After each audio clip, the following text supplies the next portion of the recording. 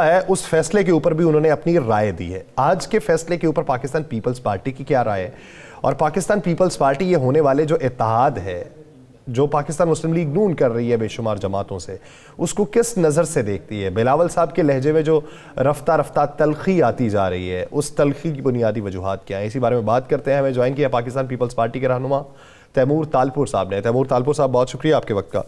तैमूर तालपुर साहब, जो दोपहर से लेके रात तक एपिसोड चला है सुप्रीम कोर्ट के अंदर, पहले मुलाकातें, फिर उसके बाद अटॉर्नी जनरल पहले गए मुलाकात करके आए, फिर वर्ती के अंदर आ गए, फिर उसके बाद समाअत शुरू हुई और इलेक्शन कमीशन ने अपील दायर की तो उसके ऊपर वो समाअत हुई, तो फिर फैसला जारी हुआ जिसमें आपकी जमात भी जो थी वो फरीक बनना चाहती थी, लेकिन वो तमाम जमातों के फरीक बनने से पहले ही आज उसका फैसला भी जारी हो चुका है। तो अगर पाकिस्तान पीपल्स पार्टी आज के केस के अंदर फरीक होती तो उसका मौक़िफ़ क्या होता, वो अपील क्या दायर करती? बिस्मिल्लाहिर्रहमानिर्रहीम, बहुत बहुत शुक्रिया। देखिए, बेसिकली हमारा राइट था फरीक बनना, क्योंकि जो लोग इसमें से अफेक्ट हो रहे थे उनमें से एक बहुत मेजर पॉलिटिकल जमात पाकिस्तान पीपल्स पार्टी थी, जो कि इलेक्शन चाहती है, जो कि इलेक्शन से भागना नहीं चाहती। और इसके साथ साथ पाकिस्तान पीपल्स पार्टी ये भी आवाम को दिखाना चाहती थी कि जो इलेक्शन मांगते थे वो असल में इलेक्शन से भाग रहे हैं। ये सब चीजें आवाम के सामने लाना बहुत जरूरी थी। मैं समझता हूँ बहुत ही एक खुशी की बात है जिस दिन से जस्टिस फायज ईजा साहब ने अपना ओथ लिया है चीफ जस्टिस ऑफ पाकिस्तान, उस दिन से आपने देखा है कि सिर्फ हक और सच की बात हो रही है, कॉन्स्टिट्यूशनल बातें हो रही हैं। पहले जज साहबान कहते कुछ थे, करते कुछ थे, पर मैं समझता हूँ जस्टिस फायज ईजा के कहने में और करने में बिल्कुल तसाद नहीं है। पाकिस्तान पीपल्स पार्टी समेत मैं समझता हूँ जितनी भी डेमोक्रेटिक जमातें हैं, जितनी भी सच्ची पॉलिटिकल पार्टीज हैं, आज मैं समझता हूँ वो सुप्रीम कोर्ट के फेवर में होंगी और उनका शुक्रिया अदा कर रही होंगी। और हम भी उनमें से एक हैं जो इस अच्छे खुश आइन फैसले को वेलकम करते हैं। वाकई we are seeing a democratic chief justice. फयाल साहब, अभी जमीयत उलमा इस्लाम के सेनेटर साहब ने कहा जी कि लारकाना जो पीपल्स पार्टी जिसे अपना घर कहती है उस पर सबसे बड़ा तारीख का जलसा हमने किया है और हम जब भी इलेक्शन वहाँ लड़ते हैं तो हमको फरिश्ते आके हमारे वोट गायब कर देते हैं और दूसरों के वोट यानी आपके वोट वहाँ पे डाल देते हैं। ये हैं कौन फरिश्ते, मुझे भी बता दें ताकि हम भी उन्हें डिस्कस तो कर सके ना। बिल्कुल, ये फरिश्ते लारकाना की आवाम है, ये फरिश्ते सिंध के सिंधी बच्चे और बच्चियां हैं जिनका ख्याल किया है पिछले 15 साल पाकिस्तान पीपल्स पार्टी ने, जिनकी स्कीमें दी हैं, जिनको Benazir Bhutto income support programme दिया है, जिनको मुफ्त में जमीनें सरकारी बांट के दी है, जिनको हम फ्लड अफेक्टीज को जो हम घर बना के दे रहे हैं मुफ्त का, और उसके साथ घर के साथ साथ उनको उस प्रॉपर्टी का भी मालिक कर रहे हैं। ये वो फरिश्ते हैं जनाब, और कोई फरिश्ते नहीं है। अच्छा तैमूर भाई, आपने सुना होगा मुस्तफ़ा कमाल साहब ने भी 2 दिन पहले भरपूर इल्ज़ामात लगाए पाकिस्तान पीपल्स पार्टी पे। उन्होंने गुज़श्ता इलेक्शन का भी हवाला दिया। उन्होंने कहा जी बंदे आए, उन्होंने हमला कर दिया, अंदर सबको निकाल दिया गया, कुछ ही देर बाद जो है वो आरओ जो है वो पाकिस्तान पीपल्स पार्टी की जीत का ऐलान कर रहे हैं। तो कहते हैं कि इसी तरह की अब प्री पोल रिगिंग की तैयारियां हो रही हैं और ये रिगिंग उस दिन भी देखने को मिलेगी। तो उन्हें रिबटल के तौर पे क्या कहेंगे?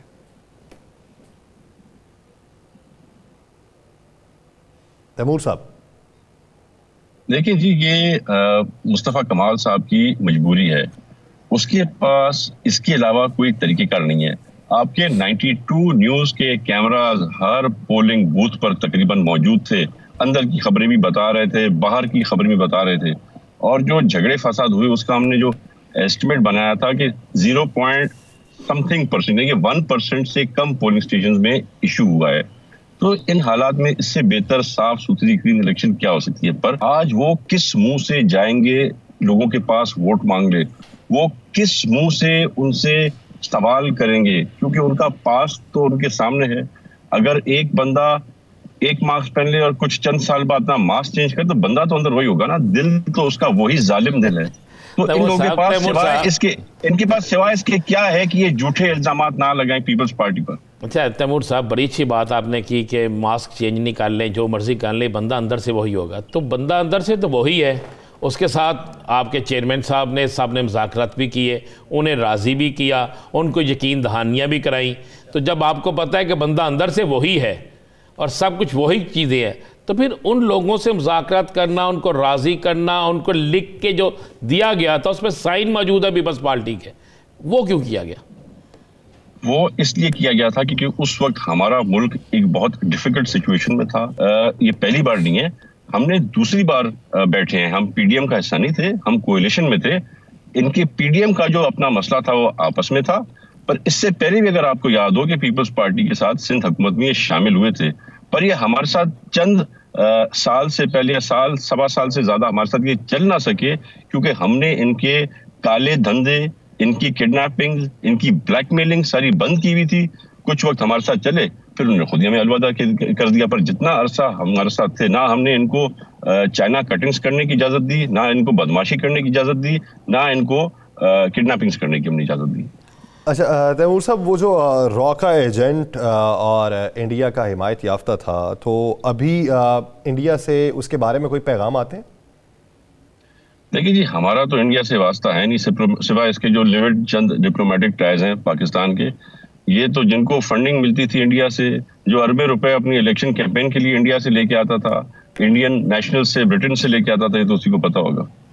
नहीं, आपने इल्ज़ाम इतना बड़ा लगाया है, आपने बहुत बड़ा इल्ज़ाम लगाया है कि आप पाकिस्तान के एक साबिक वज़ीर आज़म को आप राह का एजेंट कह रहे हैं। मेरे ख्याल से ये मुनासिब नहीं है, ऐसे अल्फाज का मेरा ज़ाती ख्याल है चुनाव मुनासिब नहीं है एक सियासतदान के लिए। आपका सियासी मुखालफ तो कोई हो सकता है, आप उसे सियासी मुखालफ भी कह सकते हैं, तो इसका मेरे मुल्क के अदारे कभी भी किसी ऐसे शख्स को नहीं बनने देंगे। मैं समझता हूँ कि कम अज़ कम वो किसी गैर मुल्क का एजेंट हो।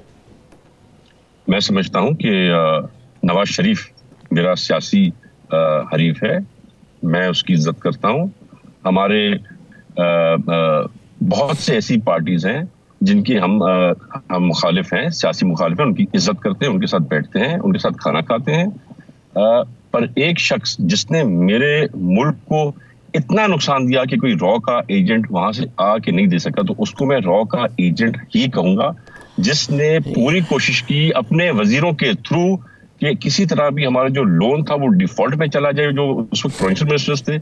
ये सब चीजें कोई पाकिस्तानी शहरी नहीं कर सकता। He has to be an Indian national। ऐसा इस जैसी हमारे मुल्क के साथ दुश्मनी की गई कोई पाकिस्तानी नहीं कर सकता। चलिए जी, आपके ज़ाती ख्याल है, हम आपके ज़ाती ख्याल पे ऐसे नहीं बोल सकते, लेकिन कम अज़ कम मेरा और यासर का कभी हम किसी भी सियासी लीडर को ये अल्फाज अदा नहीं करेंगे और ना ये सियासी लीडर की तो बात ही नहीं हो रहा जनाब, सियासी लीडर की तो बात ही नहीं हो रही है। सर, वो सियासी लीडर ना होते तो सबसे ज्यादा सीटें वो ना लेते ना। सियासी लीडर ना होते तो कौन सी सीटें? 25 सीटों पे उनको हुकूमत बना दी, सबको मिला के साथ बैठा दिया उसके। 25 सीटें तो आप कह रहे हैं ना सर, ये तो आप कह रहे हैं, ये तो वक्त क्या। चले ये बता दें कि अब कितनी सीटों के ऊपर हुकूमत बनेगी? मैं समझता हूं कि सिंगल लार्जेस्ट मेजॉरिटी तो किसी के पास भी नहीं होगी, पर ये उम्मीद